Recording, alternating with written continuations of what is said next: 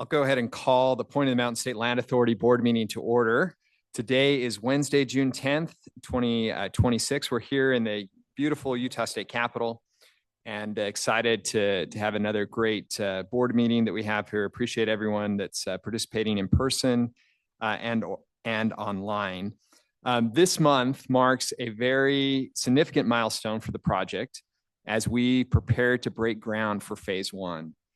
We're looking forward to joining our partners, the Point partners, in this significant occasion, and we'll have some details that are coming out for that. But as momentum for this project builds, our board today will consider several action items that will allow us to move forward in delivering a project that meets our legislative mandate.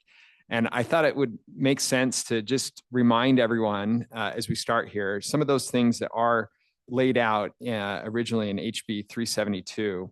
That was passed in 2018 that really direct this project and the scope and vision of what we're supposed to do. And those are maximizing the creation of high quality jobs and encouraging and facilitating a highly trained workforce, planning for strategic residential and commercial growth, promoting a high quality of life for residents on and surrounding the site, strategically planning for jobs close to where people live, facilitating vibrant urban centers and housing types that match workforce needs, creating parks, connected trails, open space, and recreational opportunities, complementing the development on the land that is in the vicinity of the site, improving air quality and minimizing resource use, enhancing mobility and protecting the environment, and exploring the feasibility of attracting a nationally recognized research center. And I think as you hear the discussion that we have today and some of the changes that we're making and the progress that we've had, you'll see that we are advancing those goals. So just appreciate the great work of our staff, of our partners, of the members of this board, and many others that have brought this to fruition. So the first item that we have on our agenda is public comment. The Point, as we know, is a very significant project. It means a lot to the public. And as a board, we have a responsibility to ensure that this project reflects Utah's values and provides broad public benefits. We look forward to any input that the public has, and in all of our board meetings, welcome any member of the public to share their thoughts or feelings on the project. So let's start with that. Is there anyone in the room that would like to comment during the public comment phase? Just raise your hand. Anyone online, if you could raise your digital hand there to let us know. Doesn't look like we have anyone today, so we'll move on to the next item on our agenda, which is consideration of the minutes from our May 13, 2026 board meeting. Really appreciate Jen for preparing these detailed minutes, and I will entertain any motions directed to the minutes. Commissioner Moss. I'll move that we adopt the minutes. All right. The motion is to adopt the minutes. Second from Mayor Walker. Any discussion on that motion? Seeing none, I'll place it. All those in favor of adopting the minutes from May 13, 2026 board meeting, say aye. Aye. Any opposed, say nay. I'll roll that passes unanimously. We'll move now to our financial update. If I could recognize Don Willey, our Director of Operations, to come up here for his presentation. And let me just say how much we appreciate the trust that has been placed in our board to ensure that the Land Authority funds are appropriate and spent in a manner that's consistent with our approved budget. So I'll turn the time now over to Don to give us an update on our monthly financials ending May 31 of 2026. Don. Thank you, Chair Tasher. I appreciate the opportunity to review this with you and appreciate the service of our Finance and Audit Committee in their review and oversight of our budget. This reflects, what you see today reflects the amendments that were made to the budget by the board in our last meeting. That allows us to make sure that we are consistently in line with our budget. We had a few areas that were burning a little higher than normal, and now you can see in this budget we are at or under budget in every category across the board. Let's start just at the very bottom with our total overall budget. We have 35% of our budget remaining with 1 month to go in this fiscal year. So doing very well, spending conservatively across the board to ensure that we're protecting those taxpayer dollars. and expensing where needed to ensure the project can move forward. As you can see, we have several budget lines where we've maxed out our budget essentially. In those budget lines, we anticipated that would happen as we come to the close of the fiscal year. One-time expenses that we see early on, we'll see that round out near the end of the year, with June being the end of the fiscal year here. So we should be at 8% of the budget remaining. You can see we are doing very well in most of these categories. And again, like those I mentioned, where they were one-time expenses, where we've maxed out that budget, we're in queue to have a responsible end to our fiscal year here. So with that, I'll turn it back to you. Great. Thanks for that report. Any questions or comments from the board? Just check online here. Didn't see any. All right. Well, then let's go ahead. We can entertain a motion to approve the May financials and amend the budget. Was there an amendment that you were proposing there, Don? No. This is just to approve correct the May financials. Senator Stevenson. I would move that we approve the financials as presented to us for the month of May. Great. Second from Mayor Walker. Appreciate the motion. Any discussion to that motion? Seeing none, I'll place it. All those in favor of approving the May financials, say aye. Aye. Any opposed, say nay. Rule that passes unanimously. We'll move to the fifth item on our agenda, which is consideration of the DDA amendment number 3. So I'll just share that the Point team and Point partners have worked collaboratively to propose several amendments to the Point's disposition and development agreement. And it has been a painstaking effort to make sure that we're in alignment and moving the project along. And I'm sure, as you'll see here, these proposed changes will allow our project to move forward with accountability, fairness, but also with increased speed and nimbleness that I think we need for this type of project. So we have Lauren Reber here from Parsons, Bailey, and Latimer. Just want to appreciate the great work that she and her team and the firm have put into putting this together and bringing the board up to speed and taking our input to make this a reality. So let me turn some time over to Lauren, and she can walk us through this. Thank you. So this is the third amendment to the DDA, and it does two things.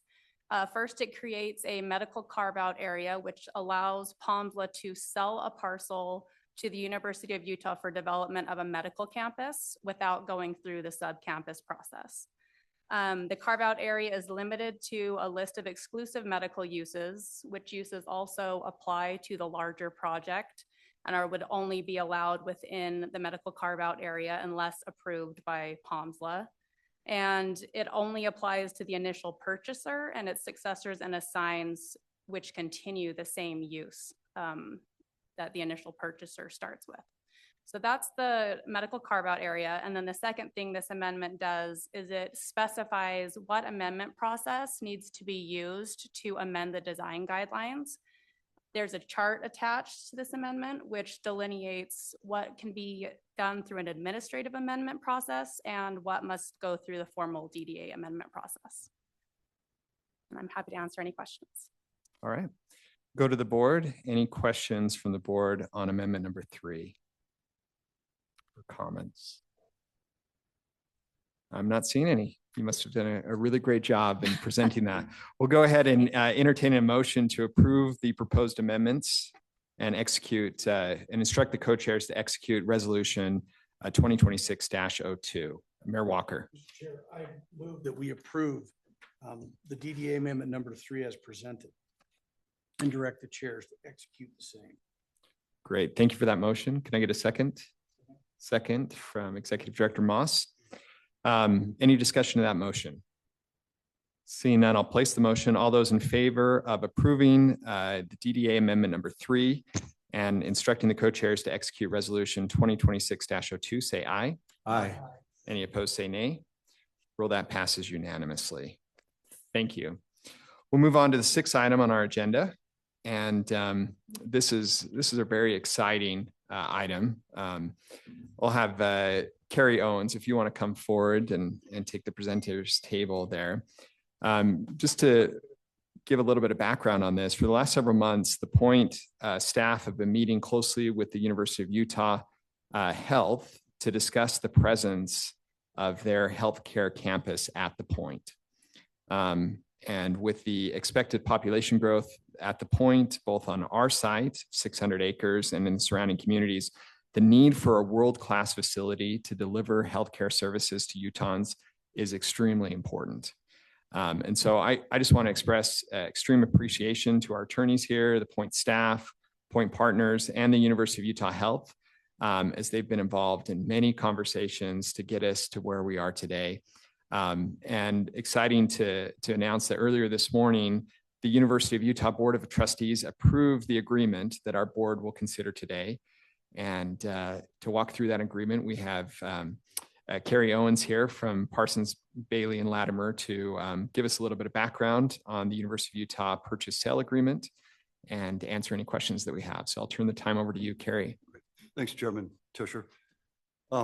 So this is the purchase agreement between the Point and the U of U, and it encompasses a 45-acre portion of plus or minus of the Point property. We have worked very closely with the U's in-house counsel. We've reached an agreement on terms. This is the terms of which are consistent with our prior discussions with this board. So in terms of timing, once that purchase agreement is fully executed, there's a couple of deadlines that will come up. A 60-day title review period, 120 to 180-day diligence period, 15 days to closing. So this is going to put us in the November to December timeframe for a closing. So this is not a long-term contract. It's going to happen fairly quickly. So I'd like to just go over a couple of the key terms. We've talked about most of them, but I'll just do a quick overview. So the purchase price was agreed upon based upon an independent appraisal of the subject property. Probably the most focused upon term in the agreement is the exclusivity rights. So the U of U, they want exclusive rights because of the investment they're going to put into this property. We've gone back and forth on numerous points, but we've landed on what I think are a fair allocation of responsibilities and rights. So the initial exclusivity period will be for 12 years.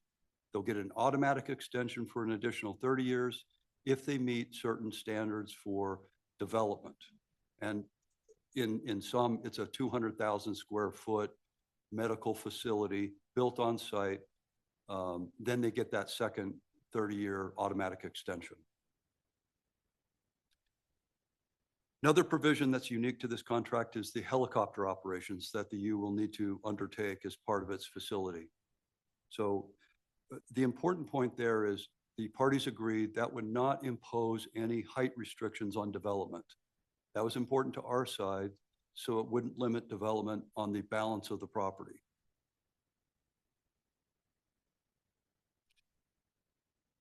Another item that was discussed at length is the infrastructure. So the Point is responsible to construct roads and install utilities to the 45-acre parcel that the U is purchasing.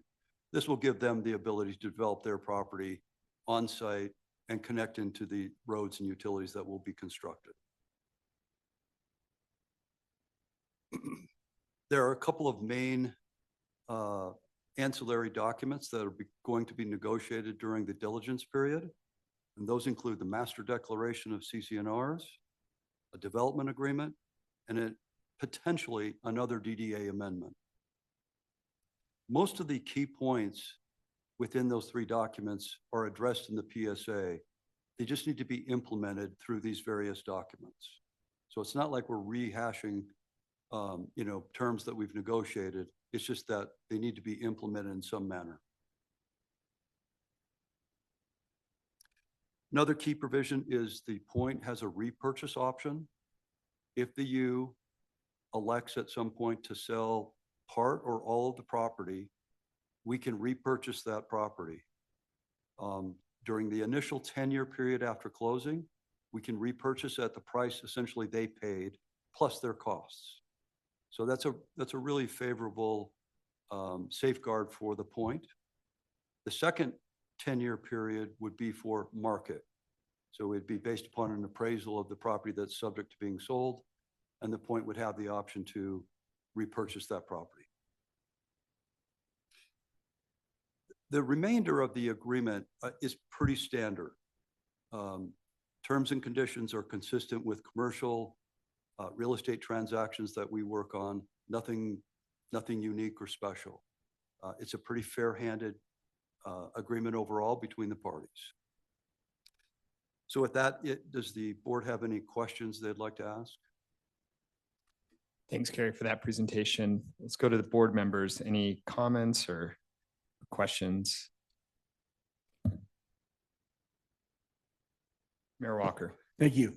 Appreciate your good work on this agreement and the project. And Thank you, Mayor Walker. I think you've done a good job keeping us, informed as to what is. I guess just for maybe the public's benefit, my question is, when do we think we'll see actual construction occur? Do we have is there a way that we could time that in a way to let people understand this is really going to happen and this is what you can look forward to seeing? Yeah, so just to get back to the purchase agreement, the purchase agreement doesn't lay out a timeline for the used development. What they've told us is 5 to 10 years initially is their expected timeframe to begin that development. Now, there are some incentives for them to do that because they'll want that exclusive right to continue, and they've got to do something within at least the 12-year period to keep those exclusive rights. So general parameters, we understand 5 to 10 years. It does. Thank you. Okay, great. Any other questions from the committee? Just check online. Let's see here.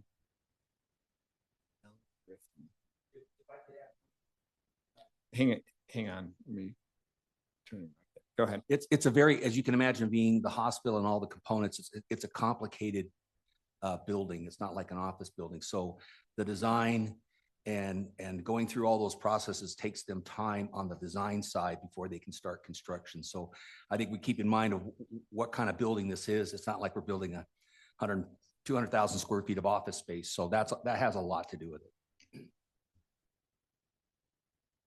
Not to mention that there'll be facilities that they will move from the U campus down to this site. And so the logistics of that play into the timing as well for construction timeframe and so forth.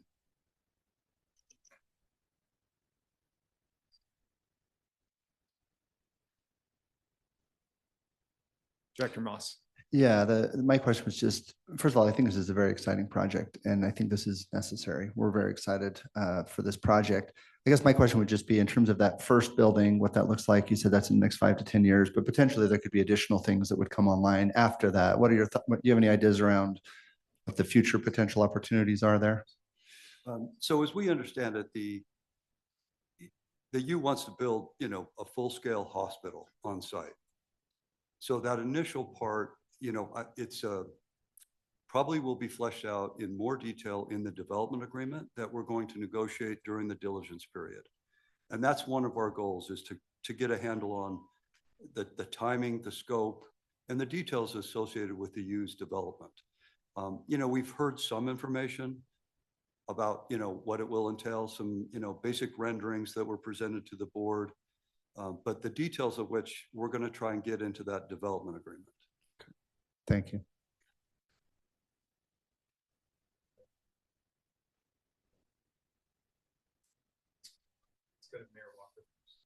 I do think it's an exciting project and, what a wonderful opportunity to have cutting edge, healthcare and research ultimately come to this point. It's certainly part of our vision. I do think it's important to note that as we've gone through this point process, and I've been on the train for the whole ride, we originally really never contemplated selling property. It was not really part of, the overall concept of the point. It was more of it was an opportunity. We thought the state would hold the property and earn, based on the pro forma that we spend a significant amount of time putting together, that if you look at it, it really is a truly a good investment for the state. But in this instance, we're going to sell this property. And I think it's interesting and important to note that we're selling it to a well-known nonprofit that operates a world-class facility. But I do think it is changing the normal or the planned kind of concept of the point. I think maybe it's for the better in the sense that these are the kind of anchor tenants that want to, I think when they own the property, they anchor themselves there in a, the ultimate permanent way, if you will. So just so the public is aware that that's something that I think our commission over time has been more flexible about looking at market, looking at opportunity, looking at what really is out there in the market in the future and what the point can ultimately be. And I want to commend my fellow commissioners because it wasn't just something we easily said, yeah, okay, we'll do it. We really departed a little bit from our, original plan of it. But I think it demonstrates the talent of the board and the ability to look and be flexible and look at real opportunity. And this really is a tremendous opportunity for a permanent, fixture type organization that is already well-known. Go Utes. That's all I can say. Thank you, Mayor Walker. We'll go to Senator Stevenson. I've just been sitting here thinking about this. The total property we have down there, you're really only buying about 6 to 7% of it. But it's you're going to put in such a landmark that I believe that will aid us in the development of the entire parcel down there in the way that the original master plan put together. I can't think of a better tenant, or not tenant, but a better owner to have next door to us down there at the University of Utah and the University Hospital System. But as we look at that entire site, that that's really all we're talking about. I think the 45 acres is about between 6 and 7% of the total piece that we have. So congratulations. This is probably the best of all worlds, what we're doing here. So thank you. Oh, thank you, Senator Stevenson. All right, before I go to Co-Chair Snow for a motion, I just wanted to say there are a couple people from the public that have raised their hands. We do accept public comment at the beginning of the meeting, but we don't accept public comment throughout the meeting. So if they do have any questions, comments, feel free to reach out to The Point. You can reach us on our email at info@thepointutah.org. Or I know that myself or Co-Chair Snow would be happy to answer any questions if you want to reach out to us directly. I'll go to Chair Snow for a motion. Thank you, Representative. I'd like to make a motion, but I'd like to speak to it too, if that's okay. The motion that I would propose is that this board approve the current draft of the purchase agreement that has been given to us in our packet and has been described by Mr. Owens in some detail today, that we approve that, and that we also approve a resolution that goes hand in hand with that, authorizing our director, Michael Ombre, to execute on behalf of this board that draft. Now, may I speak to the motion? Yep, that motion's in order. Go ahead. Well, Thank you. actually, let me get a second to the motion. Second from Executive Director Moss. Go ahead. Thank you.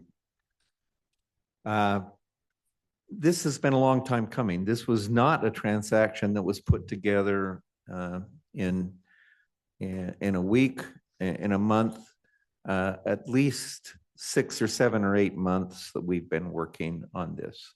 And I echo what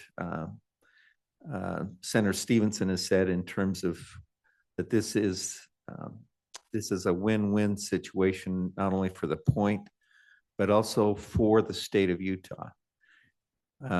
Representative Tusher, our co-chair, went at the beginning of this meeting, outlined what the mission of this project, what the vision of this project is to be, and what our mission is as members of the board overseeing this development.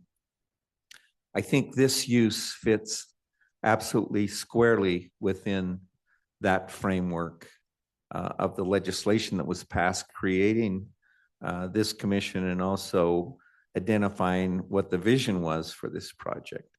It is not only, if this is not just about the University of Utah or Utah Health promoting them, this is a blessing that's going to benefit all of the citizens, potentially of the state of Utah, by bringing world-class treatment, research, and medical innovation to Utah. Now I'm going to make a prediction. I hope it's true. I believe this is the first piece of the point that is really going to set the stage for the rest of the development. I don't think when this is completed, when I say this medical campus on the 45 acres, that there will be anything quite like it between the West Coast and at least Chicago. I think it will be a place of international renown, and I think it will be beyond a place where people can receive first-class treatment. I think it will also be the center for, as I said, medical innovation in areas of health care. I would also say, even though I think Mr. Owens is right that they're talking about a 5 to 10 year timeline before they start, I would not be surprised at all if we see construction begin sometime before that. So I wholeheartedly endorse this project. I support the work that's been done in negotiating the contracts for this, and I would ask for the board's support with the motion. Thank you, Mr. Chair. Thank you, Chair Snow. We have the motion before us. Let me go back to the board for any additional discussion. Executive Director Moss. Yeah, I just want to echo those comments. When we talked about this project for the last 5 or 6 years, I've been involved more directly. The whole idea was, how do we bring this ecosystem together? How do we make this a place of innovation? How do we bring cutting edge research? How do we bring the business community? In this case, obviously, we're providing incredible healthcare for our citizens. But I 100% agree. This will not only be a great need for the state, but also set a very clear precedent of what this project was intended to be. And I think it's going to be an incredible draw for the other parts of this project because of this project that we're putting in. So I'm just very supportive as well. Thank you. Absolutely. Senator Stevenson. Yeah, I realize I've made a comment. I'd like to make another one. As I'm thinking about this, the sale of this is, I think, very wise. And the wise piece of it is that it eliminates, because of the money that it generates for the point, it will allow us to move forward on the infrastructure without having to either go back to the state for additional funding or all the funding we need, or it will allow us not to bond and save us on the interest factor. And so I think it's really wise to sell off part of the project. I've been involved in some development, and this is really a good way to do it, is to make sure that you kind of pay your way and don't end up with a lot of encumbrance associated with a piece of property. So anyway, I don't see there's any way there are any losers on this, and that's I think it's a real plus for us. Thank you again.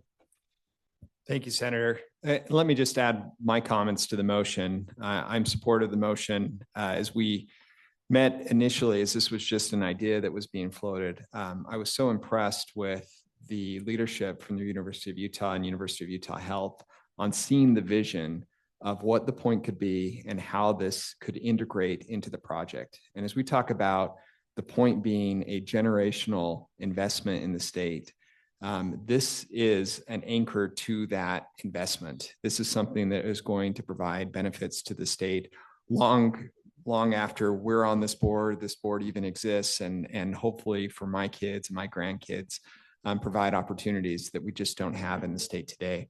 And to Mayor Walker's comment, I do want to say in those discussions, we talk closely about the need for Brigham Young University to have some space and opportunity in this hospital as well.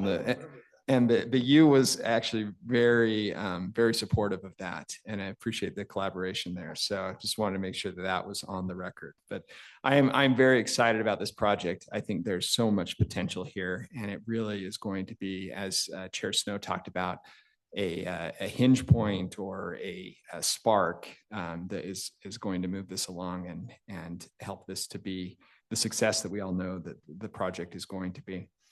Let me go back to Chair Snow for any summation on the motion. Nothing more really to add, except it's true. We did discuss having BYU having access, and that's not part of my motion, but we'll make a record. Just a reminder that the motion is both to approve the form of the contract and also to approve the resolution authorizing signature by and approval by our director. So that's all I have. Great. I'll go ahead and place that motion then. The motion again is to approve the proposed agreement and instruct the co-chairs to execute resolution 2026-03. All those in favor of the motion say aye. Aye. Any opposed, say nay. I'll rule that passes unanimously. Thank you, Carrie. Thanks for all your hard work on that. All right, for the next two items of the agenda, let me turn the gavel over to Co-Chair Snow as I'll be presenting these. Thank you, Representative. We're down to number 7 on our agenda, if you're keeping track. Number 7 is listed as amending the PID governing documents.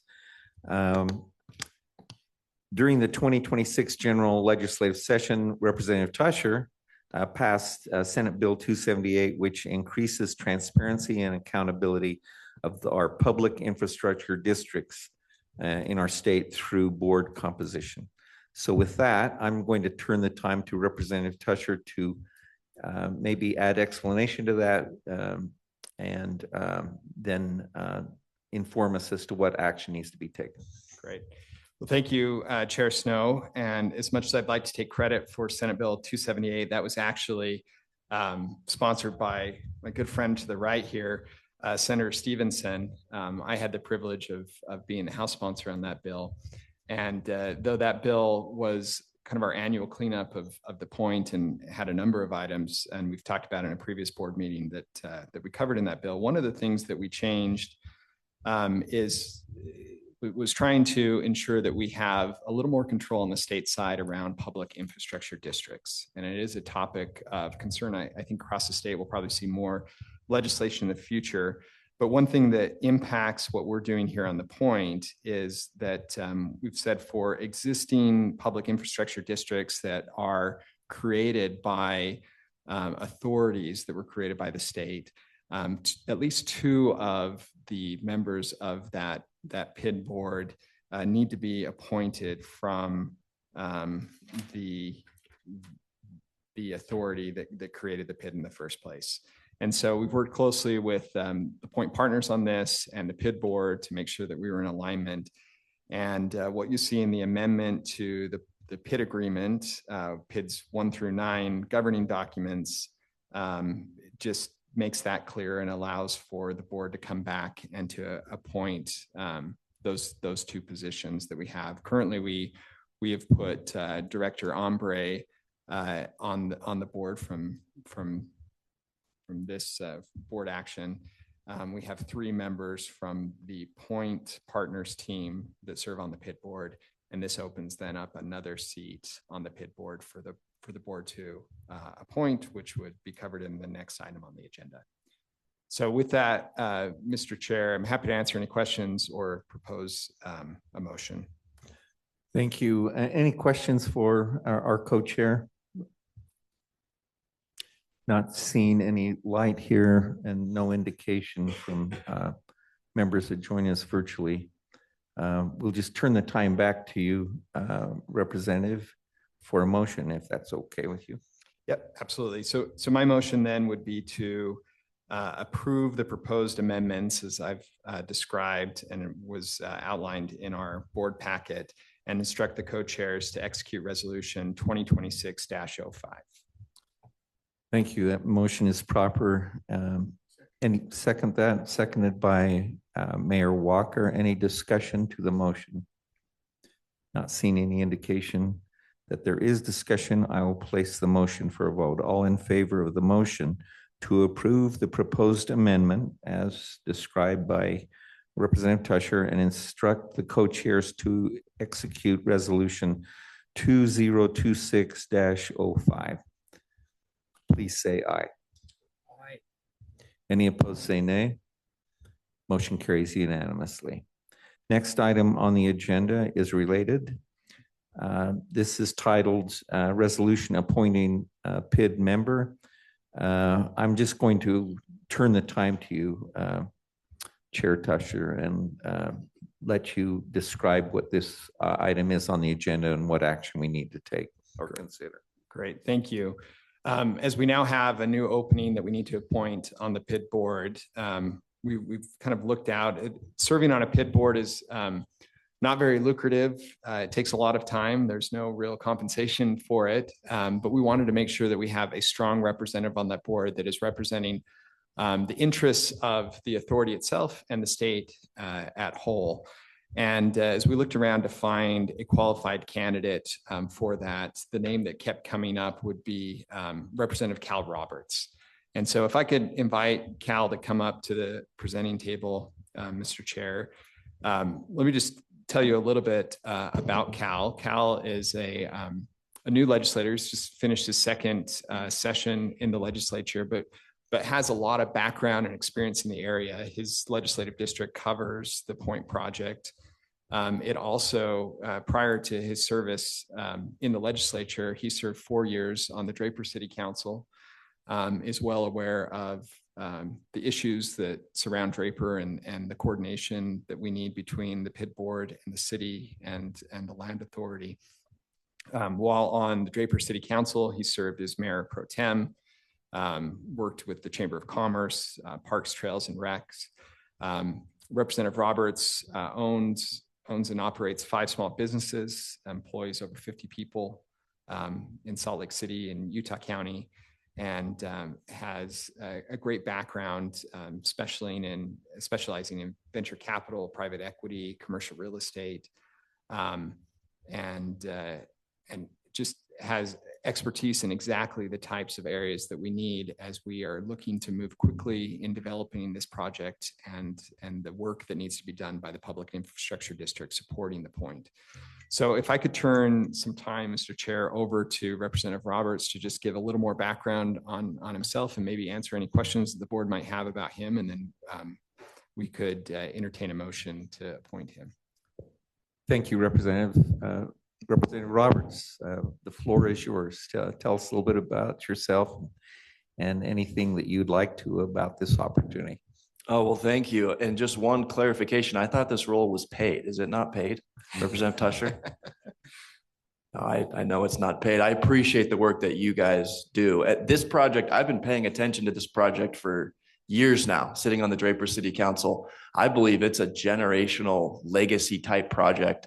I believe it's going to be a boom for Salt Lake County, especially at the south part of the valley. So I'm excited to work in any way I can and be supportive of the project. And, you know, like Representative Tusher mentioned, I've had some background professionally with public finance, and I think I can be helpful here. So with that, I'm open to any questions. Any questions from board members for Representative? Senator Stevenson. I'm already lit up here. I got to know Representative Roberts during the session, and very impressive young man. And he does have a great background that we're talking about. That's I'm maybe a little premature on this, but welcome on board. Thanks, Senator. But that won't be premature in about 2 minutes. Okay? Thanks, Senators. Any other comments? Yes. Well, I was going to let. Okay. Mayor Walker, you have your light on now. You'd like to Thank make a motion. I would first like to clarify that he was a giant pain to deal with as a council member. I'm just kidding. He was actually a very good council member, and I've enjoyed working with Cal over the years. He's a hardworking person. He's very capable in everything he attempts. he's really good at working with people and getting people together, and he's just an excellent person to deal with in this type of a context. And he will bring really his own professional background, but also his ability to see the vision of the project, because he's been, like he said, he has been as interested in as anybody that I've worked with in the city council over the years. He's an outstanding rep for me. I'm probably a little too biased, but I really appreciate the kind of House member he is for our district, and he's a good addition. I'm very excited about it. So my motion is to appoint Mr. Roberts as a member of the PID board. Thank you. The motion before us is to appoint Mr.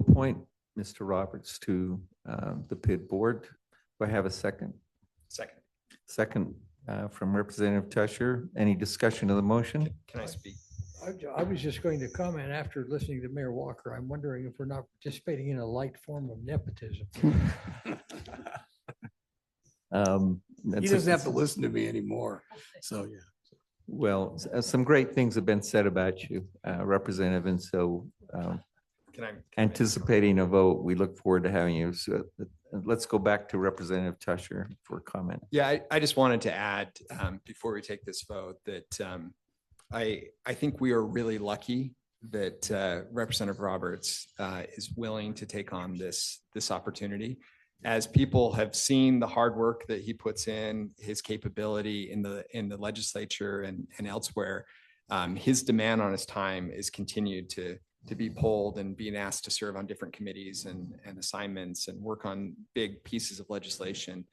And so, I was a little skeptical even in talking to him if he would feel like he had the bandwidth to do this. But he thought it over and really knows how important this project is to the state and to his district, and is willing to put in that time. And I'm just so grateful for that. I'm grateful for his partnership, and I have extreme confidence that we'll be well represented on the PID board with his participation.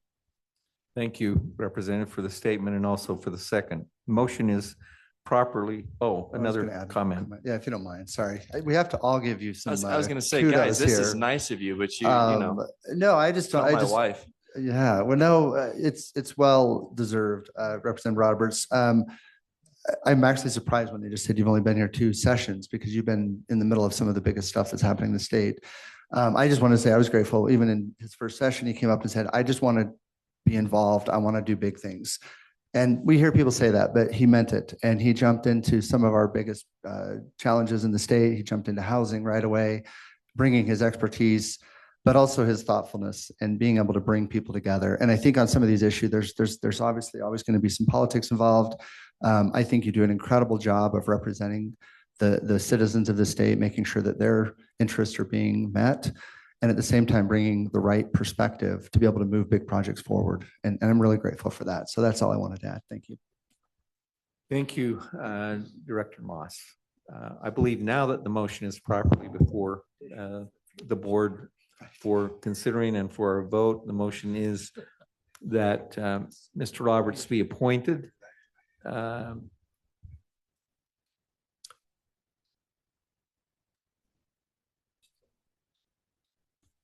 by resolution 2026-04, that he be appointed to the board, and also that we pass that resolution. All in favor of that motion, say aye. Aye.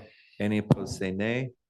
A rule, the motion carries unanimously. Congratulations. Great. Thank you, chairs. Thank you. Thank you, Committee. Mr. Roberts. We will turn the gavel back to Representative Tusher. Thank you for handling that, Chair Snow. The 9th item on our agenda would be to go into executive session as needed. I don't think there's any need to do that. So that moves us to our last item on the agenda, which is adjournment. Let me just say 2 quick things. First,